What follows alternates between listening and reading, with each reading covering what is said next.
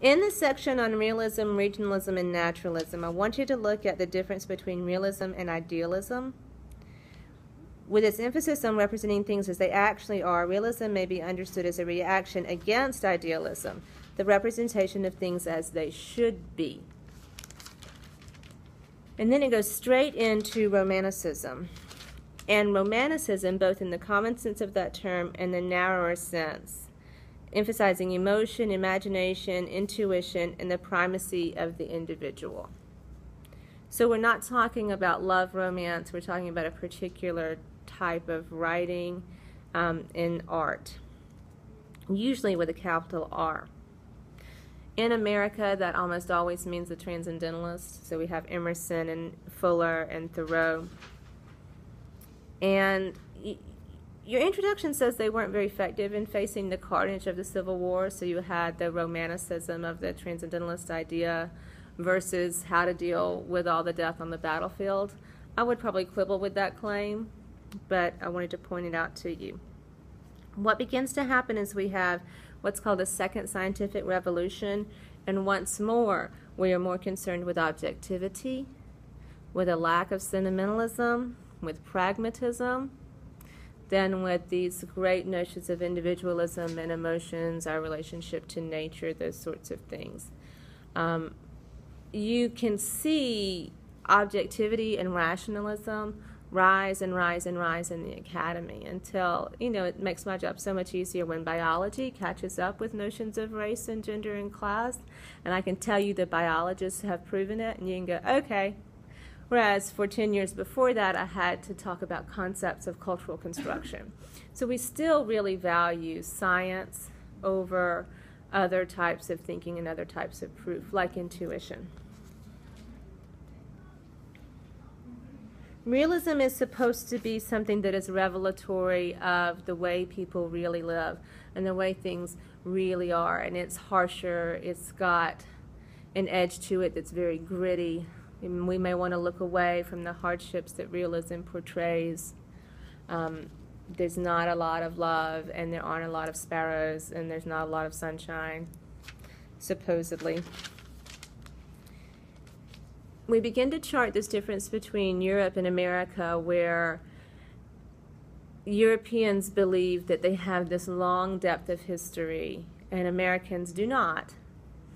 And you see a kind of class privilege in the criticism that occurs here, where it says that Americans can't really get into a whole lot of deep work because they're so privileged.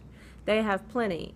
There's not the level of poverty in some European countries. There's not the level of tragic history, say, that Russia has. We're young, we're prosperous, so how serious can our literature really be?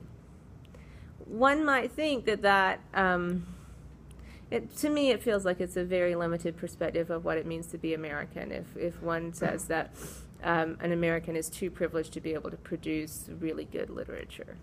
We'll change that notion pretty quickly once we get into all the world wars and all kinds of devastations.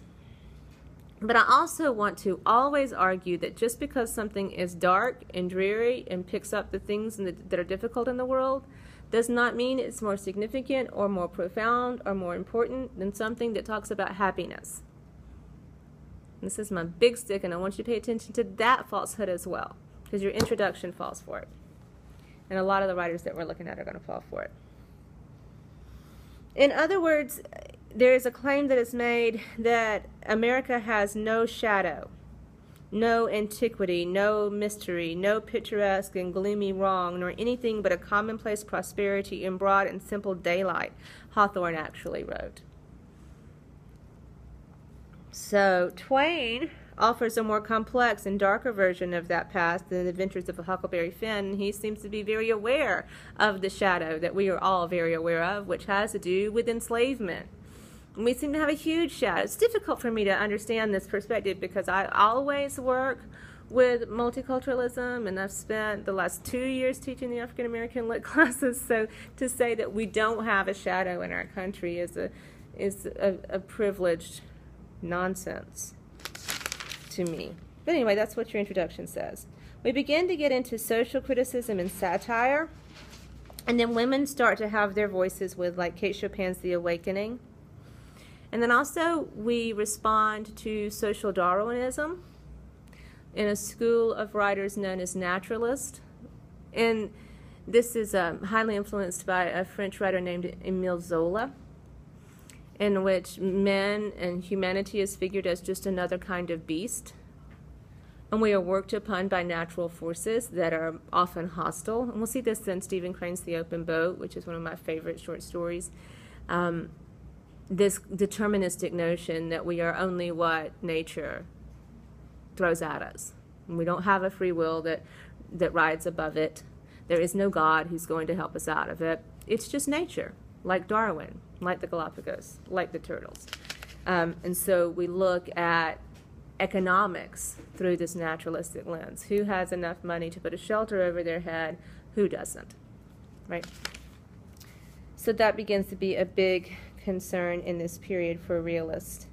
But then people begin to say that the naturalist, or what some critics call the new realist, offered a dark and disturbing vision of America that had no truth because there was no beauty. So the argument becomes that without beauty, there's no truth. And realism is supposed to be true. So that's an interesting debate.